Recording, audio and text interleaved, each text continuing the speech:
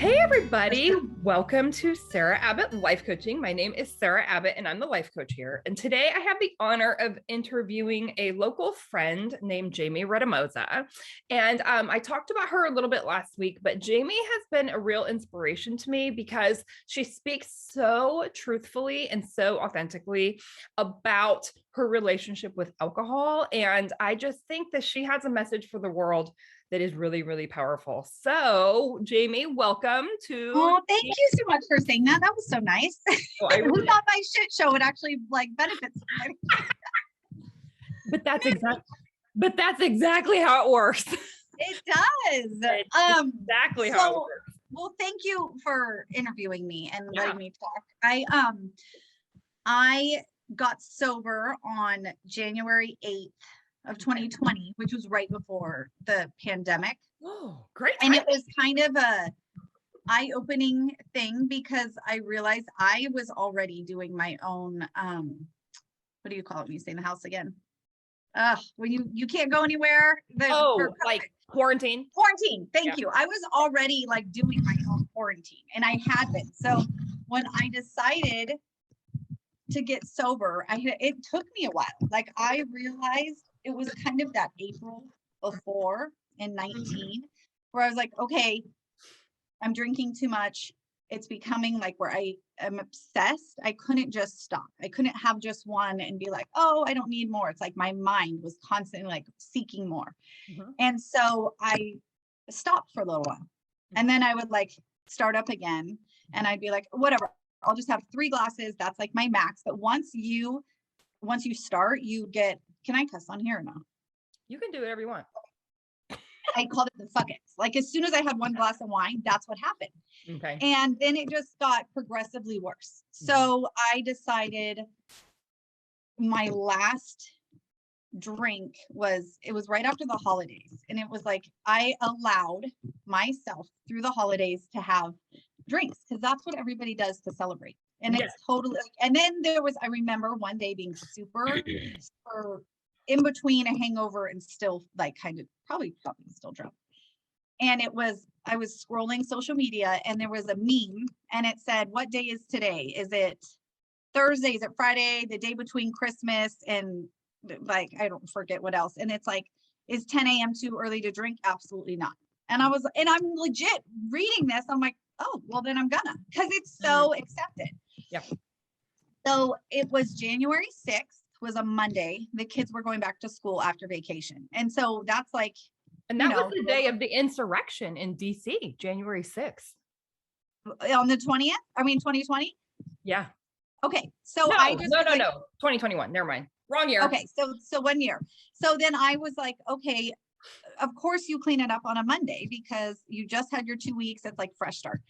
And then my littlest was not feeling well. He had a fever. So I'm like, I have to keep him from school. And I went to the fridge and I opened the fridge and there was maybe a quarter or a half a bottle of white wine. And my head was well, just get rid of it. Just hurry and drink it. And then you don't have to look at it again. And so I was like, okay, what else am I doing? So I did, and I chugged it. It wasn't oh, let's casually sip. It was slam it. And then once I sat down, I'm like, oh, I feel like I need more. Needless to say, that day I just drank. And I remember just feeling so freaking low that night because I couldn't clean the kitchen. I was so tired. And this was a repetitive thing of so tired and felt sick and tired of being sick and tired.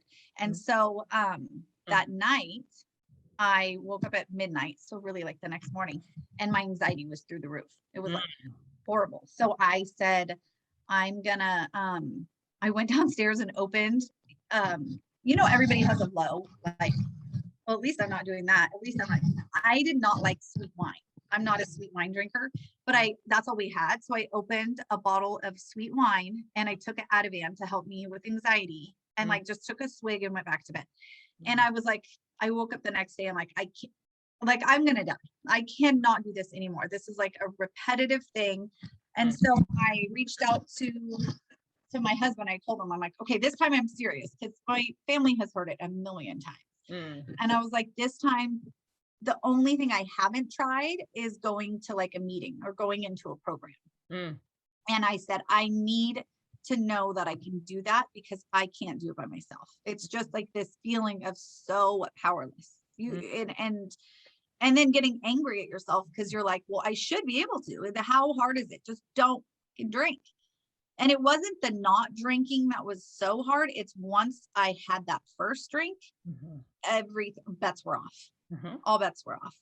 So that was like the way I got sober. I started doing meetings, but I get it's a progressive disease. It's and I think I always partied.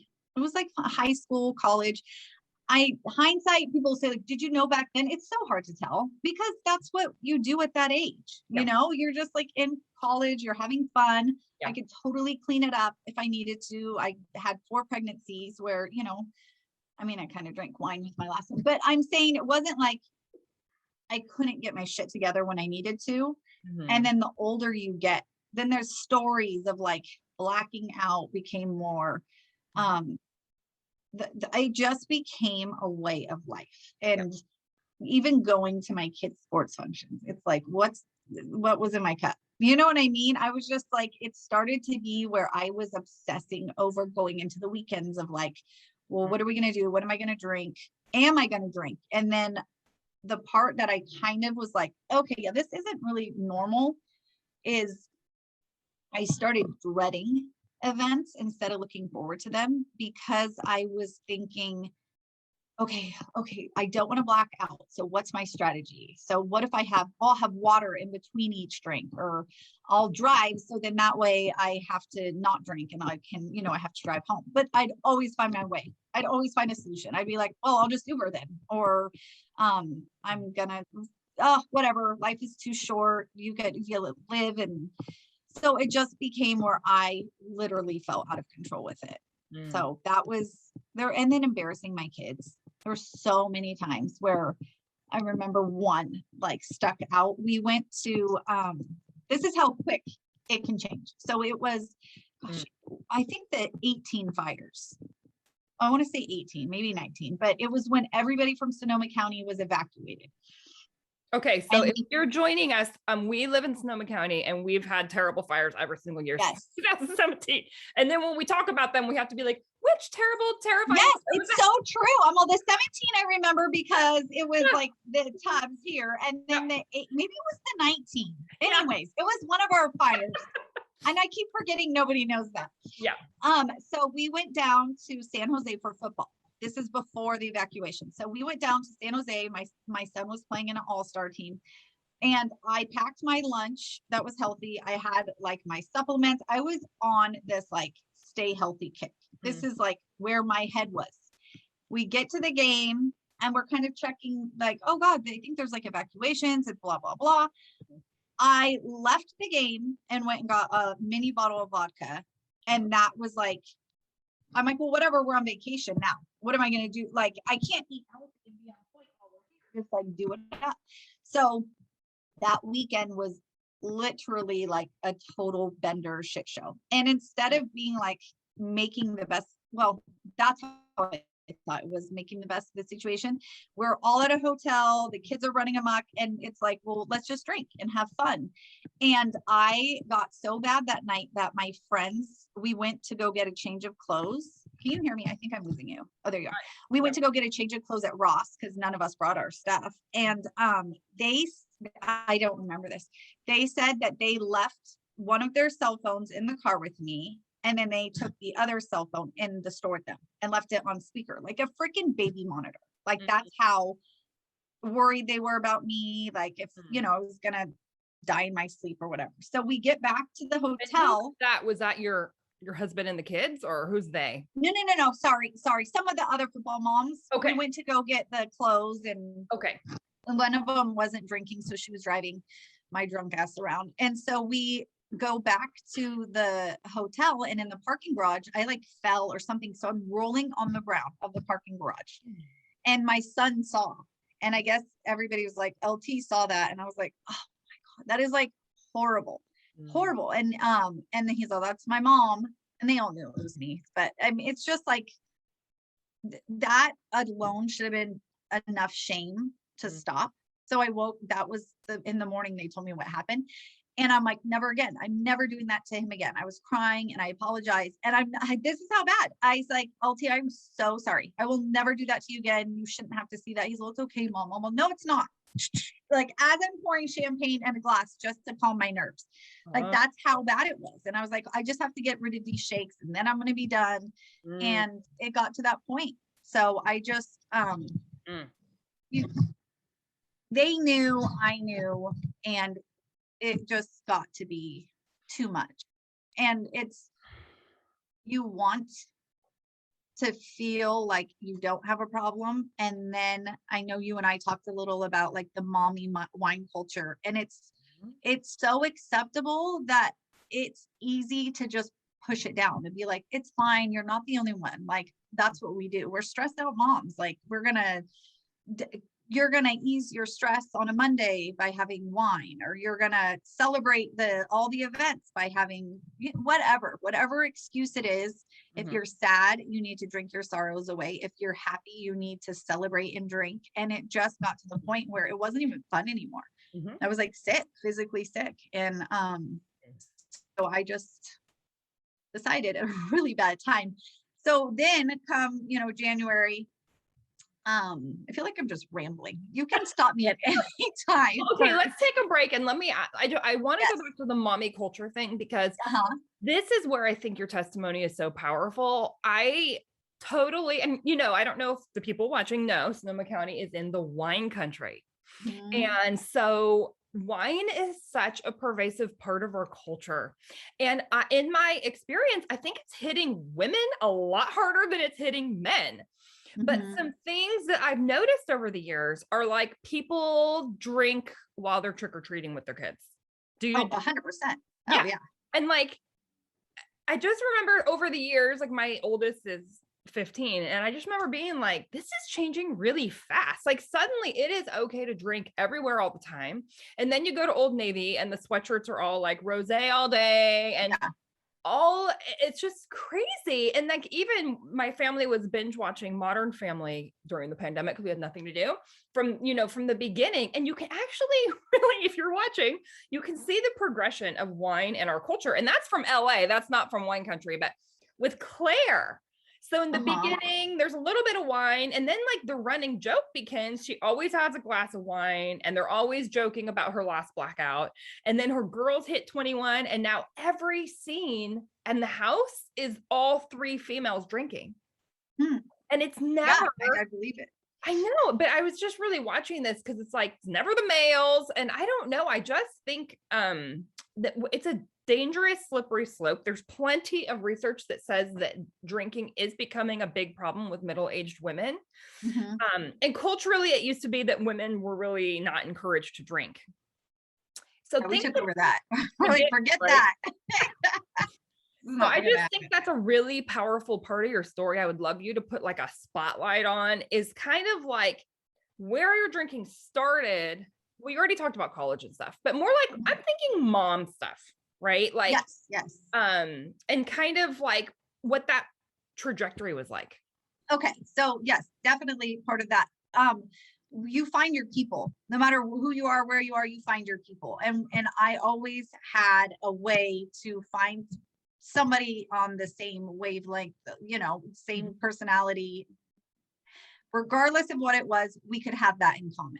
And we would do our play dates or whatever, where we would drink wine or champagne or whatever, and our kids would play. And then it was such fun times, but Wednesdays, we would do wine Wednesdays, and actually we ended up doing champagne, but we did whatever the hell I wanted to. But we would get together after drop off and like have the day off, and we would just start with mimosas, and then it would kind of just turn into later on just your continuing day drinking, which is just a super bad idea, because we would designate someone to pick up the kids.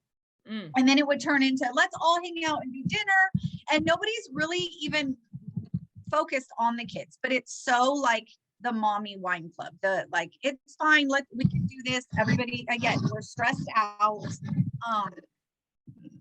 You just found a reason to, and the soccer games or the baseball games, football games, whatever, you kind of just all came together and made each other feel like it's fine. It's totally fine. Me too, me too. And some people can drink and it not be an issue.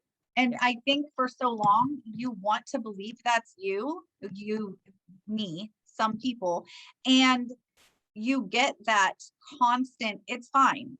You said, we live in the wine country. You're a mom. That's what moms do. Moms are stressed out. Mommy needs a drink, mom juice, all of that. So you just start to accept, well, I guess that's just what you do. And then all the time you're feeling this misery, it's just justified. And so I feel like I just got to the point where it's like, okay, Wednesday and then Friday and then Monday. And some of my friends caught on and some of them were just like, well, they could just drink every once in a while and then bounce back and not have a problem. But then I think it's a progressional, I say that right, progressional, I think, disease where it starts coming on sooner and sooner. Like it's like it catches up to you. So this isn't like you're going to recover easily and then be able to bounce back. It's like you just start dwindling and dwindling. And I think one of the main things, like we had some family trauma, I guess the best way to say it, in 2017. And that was my number one anxiety, drink, stressed out, drink. And I feel like I'm grateful that it happened because it sped up the inevitable. It sped up that I am an alcoholic. And I feel like had I not had that trauma, I would have had a couple more years than me, I'm sure, because I would not have had such depression and anxiety and sadness to where I had to drink all the time. I probably would have spread it out. So I'm grateful it happened when it did and how it did, even though it sucked. But I think the older we get as moms too, we do take on more, not always trauma, but we take on so much more that it speeds up like that level of like, holy shit, I'm here now. It's not fun anymore. Well, and I think it's so powerful that you're teaching people that this is a progressive disease, because if they don't know that, I've been noticing with the people who I know, they think I'll cut back later. Yes. The data just doesn't bear that out. Like if you're having a hard time cutting back now, 5 years from now, just by definition of how alcohol works with the brain, it's not going to be easier 5 years from now. No, not at all. It's going to be worse, way harder. Yeah. And in our age in general, like anything that we try to do now, it's not like we're these old, like rundown people, but it's not like you're starting. Some people might just pick up their first drinks at this age, but we got to remember, I've been doing this for so long. My body is not apt to handle it the way that it's not apt to handle it and me be at a healthy version of myself. It's just not. Totally. And so, yes, I do agree with that. And it's so true. Like the times where I would stop, because I could have little series, I guess, where I wasn't. And then when I started again, it was not like I was gradual again. It was like I didn't skip a beat. I'd be right back down in a bender again. And then they got worse and worse. Like I'd take breaks and every time I'd start up again, the bender would get worse. The depression would get worse. Everything was just intensified. So that it's true. It's a total progressional disease and it hits you and your health just, it gets shot. Yeah. And another reason I'm grateful that I didn't drink during COVID was because not to make this political, but the media and everything pumps fear. You get it, you're going to die. And I think that if I was in the headspace and as unhealthy as I was with my immune system, I would have gotten physically sick. No question. And so, it just was a little harder to stay sober when, AA meetings were closed. That was that should be illegal. Yes. And no, and then you couldn't drive your kids to school. You couldn't pick them up. You couldn't go anywhere, but the liquor stores get a friggin' break from the kids either. No, but they deliver alcohol. So to me, I was like, oh my God, this is like a checklist on a platter for me. But I was like, if I just can't. I just knew I had turned 40 right before the pandemic happened. It was in March 8th was my 40th birthday, and my husband had planned a surprise cruise. So we're on a cruise, unlimited drinking. And I was like, oh my God, but I had just hit 2 months sobriety, and I was like, I'm not gonna cave. I'm not gonna do it. And if I can stay on a boat with all these people and not drink, I can do it. Like, I can handle anything. So I kind of had my test before, and I feel like my level of gratefulness is just so high, because I know that's the only way I was able to like stay healthy, and it's just not drinking. Yes. And I quit drinking like maybe 4 months before the pandemic. And that was such a grace because I barely survived every minute of the pandemic with my boys home for 15 months. And absolutely wine would have been how I did it. And instead I just had to do it. Now I am like a Christian. And so the way I survived was like a lot of bad behavior, temper tantrums, like things, that were not good parenting. But I just was like, I guess I just have to rely on the Lord, because I don't have the strength to parent 24/7 forever. No, that was with no end in sight. But thank God I didn't have the wine to lean on, because I would have gained 40 pounds. And I mean, alcohol sales were up 300% the entire pandemic. So it's funny that there's no numbers, or is there numbers? I don't know how much focus is on that, and how many people got that became. There was like a meme, and it was like AA meetings after the pandemic, and it was like in a big, Coliseum. But it's true, and I feel like there should be more talk about how to be healthy, not drink, staying where you're exercising, and instead of all the fear and everything that was presented during that time. I think that probably is very responsible for a lot of people turning to alcohol to drink and to cope. Well, and a lot of it is just, I hate to say it, but our culture presents alcohol as a great way to cope, and a really healthy, fun life of the party way. And so that is what people know to turn to. And okay, good. You have mentioned anxiety a few times, and I, as a life coach, like all of my female clients, myself included, like anxiety is a big problem.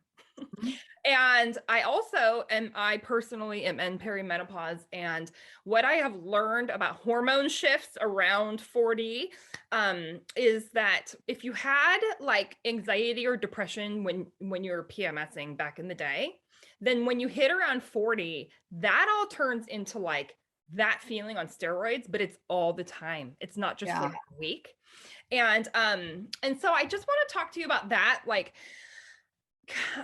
you said you were medicating the anxiety often, and you are not alone. And I know for me, my drinking really increased around my hormones instability and so much crippling anxiety, and then wine was a solution. Unfortunately, wine makes anxiety worse.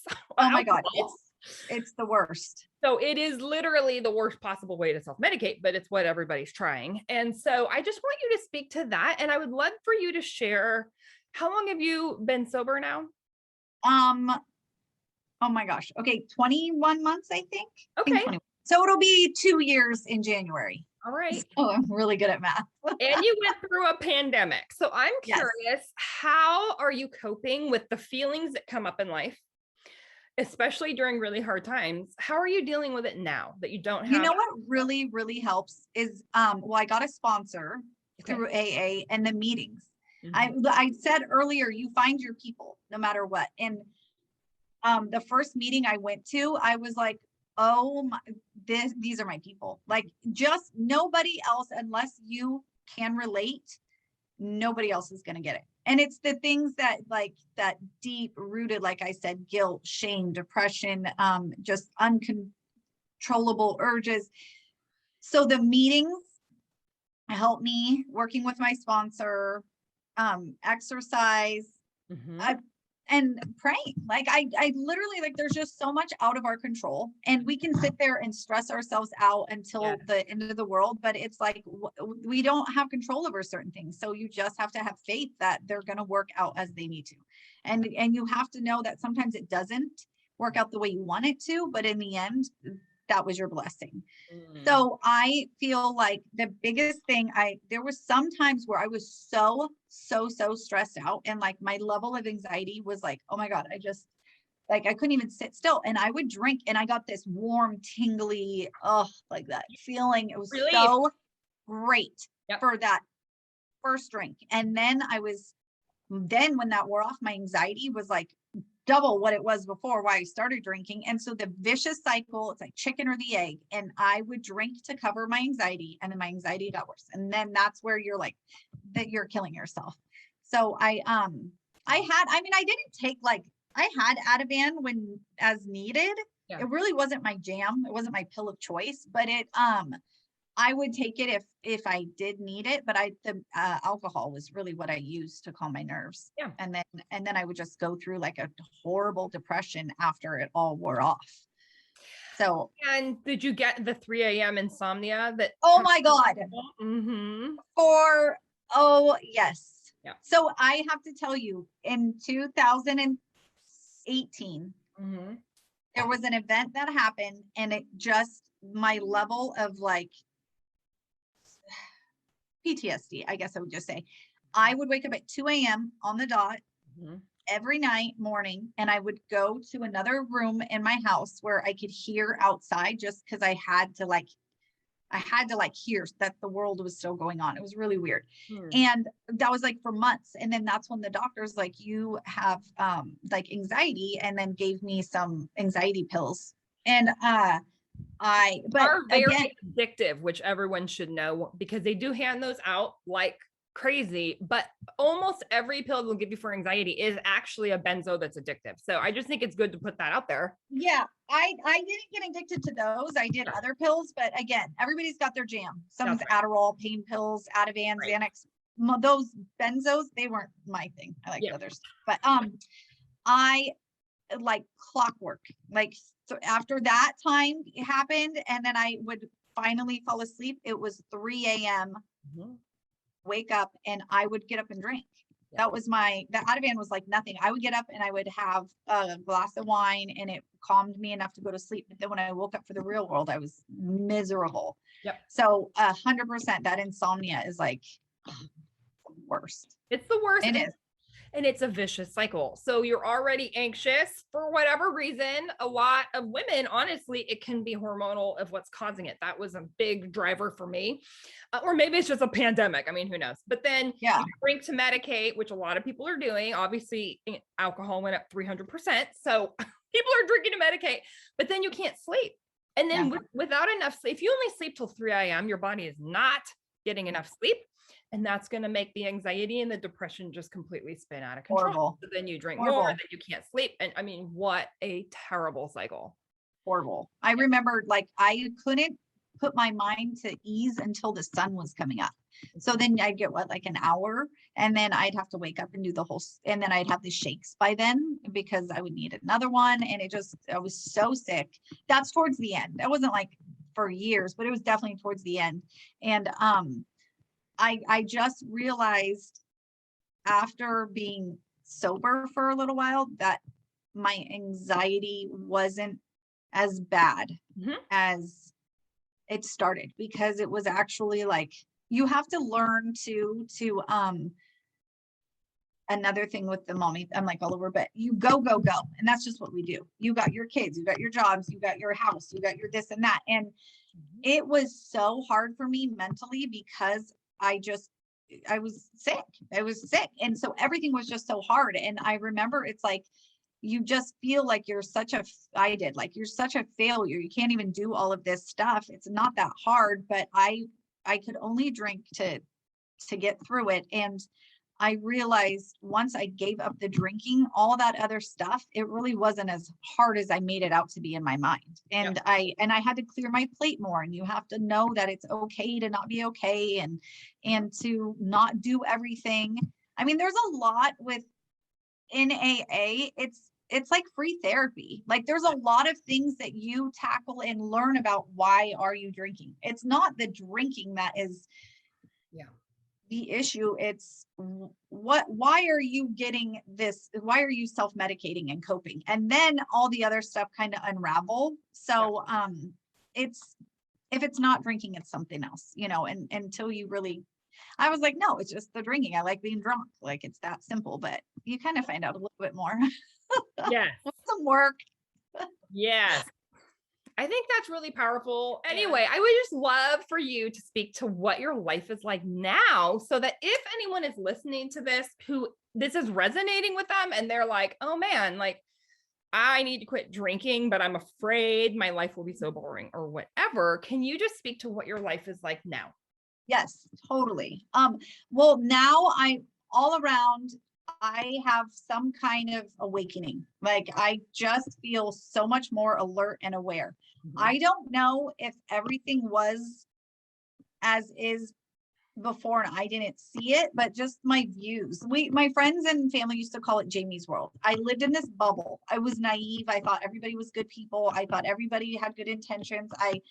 Everything is fine. It's fine. And so I just lived in my little bubble, and then it got popped, and I feel like I'm just much more aware and choose.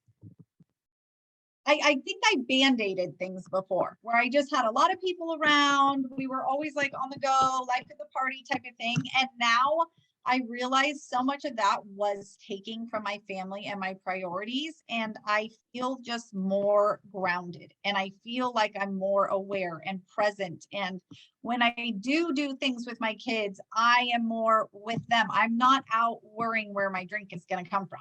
And I did. I mean, I remember taking them on vacation. I'm like, I have to find a fucking liquor store like right now. And we do that. And that was my focus.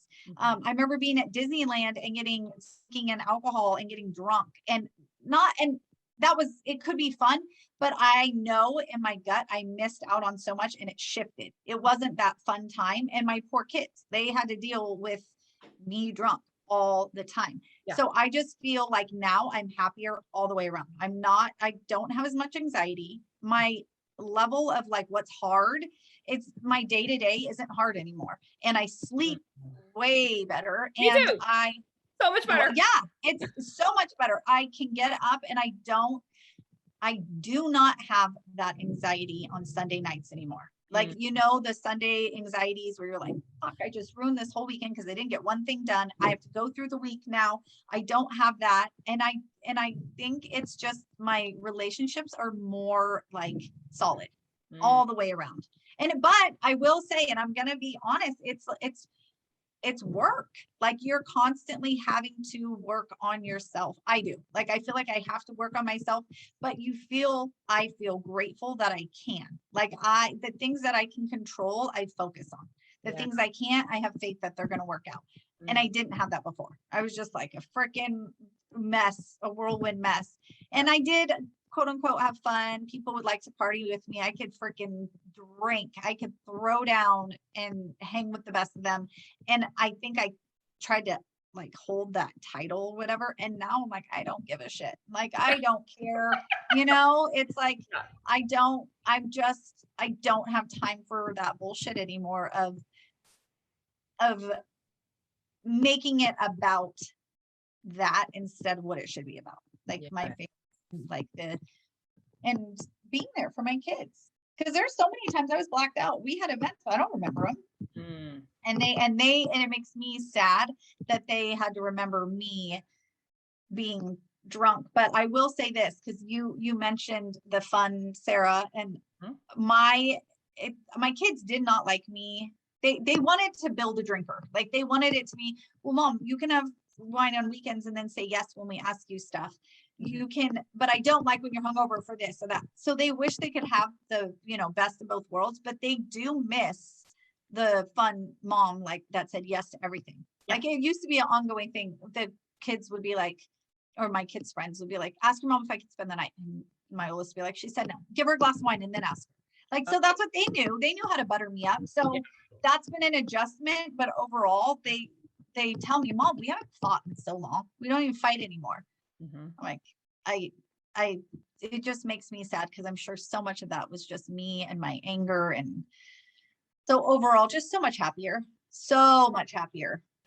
and grateful. Yeah, me too. I have another question for you, but first I want to come back because one of the things I learned, I got my master's in counseling before I left therapy and became a life coach. But I learned that there's kind of like the research indicates that there's like certain people who are just going to be alcoholics from the minute they have their first drink. Like I heard a story by Eric Clapton, and the first time he ever drank was at a concert, and he drank like 40 beers or something and was blacked out for 2 days. Like, that's like one thing, but they were actually saying that with women, a more common model is this slow climb. More and more and more, but it's slow. And actually most women join what I read was that they join AA or get into recovery or quit around in their 40s. And men, it's actually tends to be younger because they go a little harder and faster. They go harder probably. Yeah. So I just think that's so interesting. But one of the beautiful things that you are showing your kids is there's a lot of research that when you grow up with alcoholism in the family, kids don't have coping mechanisms. So when they see their mom, especially let's say your daughters, and then they see you're stressed, you drink, you're happy, you drink, that's what they know. And so then when they're having something terrible happen and they need coping mechanisms, they don't know to go on a jog. Right. They don't know. Yeah, they see what and they see how we do it. Yeah. And it's so beautiful that you're giving your kids the gift of learning how to deal with like life's on life's terms, right? Like, and how can you just cope with the hard times? How can you celebrate good things without alcohol and just be grateful for the moment, It's beautiful. Totally. That's so funny though you say that. My oldest, because she's always seen me drinking up until the last like year and a half. So she's gotten the brunt of it. Is that the word? Brunt, whatever, the most. But she says to me the other day, she's like, do you ever think about having another baby? I was like, hell no. She's like, Mom, I think you should have one more. Think of what a good mom you'll be now. And I was like, what? And she's all, well, no, I don't mean it like that. But I'm just saying now, like, look how much you've changed. You could start over. I'm like, oh, hell no. But it's interesting to see my daughter has seen me drink her entire life. We had parties here every weekend. My husband played football. And we'd host every weekend these big parties like we were in freaking college. But so she's seen it her life. But we were saying it's interesting because my youngest isn't gonna see that. He's not gonna see the crazy wild mom. And it's just interesting. It is true though, because you can shift it, you can change it and set different examples. And I want them to learn from my mistakes. That's what would be in a perfect world, right? Yes. If only kids were smart enough to learn from our mistakes, that would be totally. It only took me 40 years. You should totally learn it now. I didn't learn anything from my parents, but I want my kids to do better. Yes, exactly. Great. Well, before we finish, will you just tell us, what do you do for fun now? Oh God, I'm such a homebody. I love just being with my family and friends. And just going, oh God, it sounds so cliche. I would say the beach, doing something outdoors and laughing, like anything to make me laugh. That is traveling and laughing. And that would be like my fun. And if it was like, Jamie, you could do anything today, what would you do? I'd say, let's just mob out to the beach and just hang out. And especially right now with the kids, they're teenagers, they're like into their phones and they're like elsewhere. So anytime we just get to hang out, to me, that's fun. Totally over the big crowds. I'm so over like the bar scene, the dancing. It's just, I already did that. I'm so boring now, but I'm fine with it. I'm happier with it. I feel the same. But I do have fun though. I will say this, sorry, real fast. Yeah. I have a couple of girlfriends that we always would drink together. We'd party together. Me and this one girl, oh my God, we had so much fun, but we were wild. And the one thing is we would laugh so freaking hard. And we did a sober dinner last month. we're doing one tonight again. And I was like, I wonder if it's going to be as fun. Like, I don't know, whatever to expect. And I laughed harder this last time. And like that good belly laugh, like, oh yeah, damn shit, you're so funny. And I remembered it. It wasn't like, wait, what did you say again? What happened? You know, I remembered it. So I feel like that the laughing and just being able to be authentic now is definitely what I do. Yes. Yeah. And that was my experience. I was so afraid of not having fun. And I think that's because my base self is a very serious, intense person. And so I use wine as a big release all the time. Totally. And it's definitely different.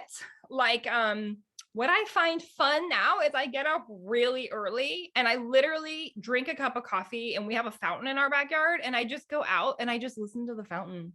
Yeah, and that, like, if 20-year-old Sarah heard that, she'd be like, kill me now. But like, that is fun for me. And like spending time with the family.